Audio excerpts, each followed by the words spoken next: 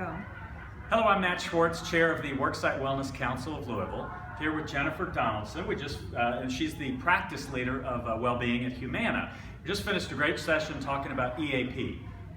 Why do you need EAP? What's the value to a company? How to promote it?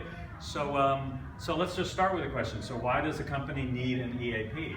Well, EAP is kind of the core of any type of well-being solution. So there's been such a huge emphasis on overall wellness, but the core of that, the well-being of the EAP, has been kind of the forgotten benefit. Most employees have access to an EAP service, they just don't typically utilize it. And part of that's really about the promotion. There's a little bit of a stigma associated with it, so we want to really think about it as, how do we really support employees for whatever kind of issues they have, and then they can kind of focus on their overall health and happiness as part of that.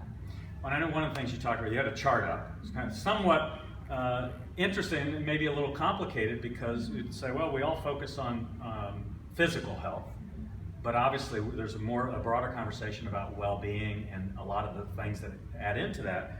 You gave the example of financial.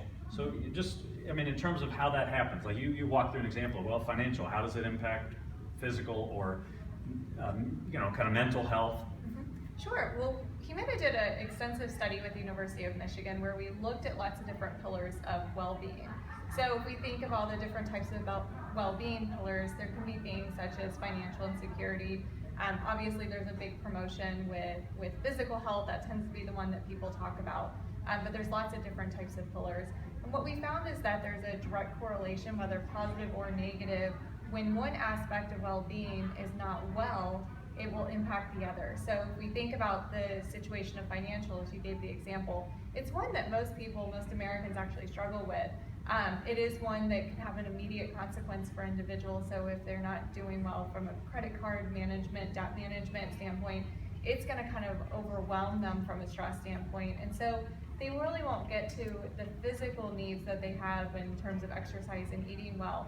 So if we look at focusing on whatever pillar of life is impacting a person and prioritizing that and getting them where they feel that safety and security there, then it's going to have a positive correlation from the other aspects as well.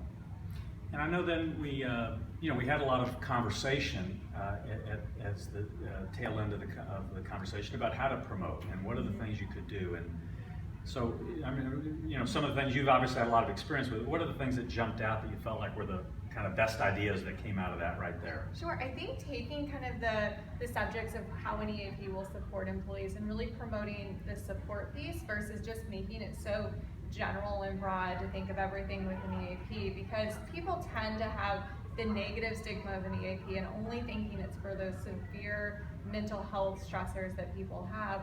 But if we really start getting down to the specifics of what an EAP will support for, so maybe a month having a focus on elder care support, a month having on financial relief, another month on just stress management and prioritizing time.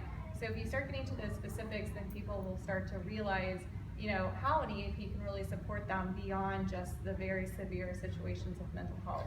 And I think it also came up about promoting it the same way. Incentives and sharing stories and realizing that if somebody does call about, you talked about somebody calling about, I don't know how to bake a turkey for my family coming over, but the reality is that person may then next time call about something else. Mm-hmm.